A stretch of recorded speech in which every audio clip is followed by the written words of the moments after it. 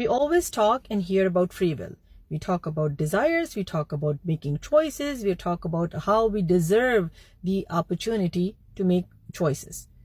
But we do not understand many times that Allah subhanahu wa ta'ala has given us this free will, that Allah subhanahu wa ta'ala has given us a complete way of life that is called Islam. And Allah subhanahu wa ta'ala also gave us, with this constitution called Quran, Allah subhanahu wa ta'ala also gave you a teacher.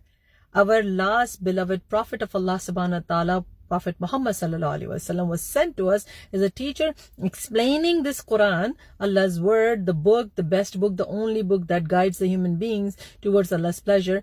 Alhamdulillah, we are given the constitution, the curriculum book, and also the teacher. So now, as a free will holder, slaves of Allah subhanahu wa ta'ala, we have a choice to make here. Alhamdulillah, as believers, we know that what is forbidden by Allah subhanahu wa ta'ala in Quran is not a recommendation like any other author, right? It's not a recommendation, it's a direct command from Allah subhanahu wa ta'ala. You follow it, you will end up in a better place. You don't follow it, you end up in a regretful place. And in Quran, what is made halal for us, what is made permissible for us, you follow it, then you're okay, alhamdulillah. Multiple examples of that. So unless or until we are following the right path, that is called Sirat al-Mustaqim, or the straight path, we will continue using our free will, but make informed choices with our intellect and our knowledge of Quran and Sunnah, inshallah.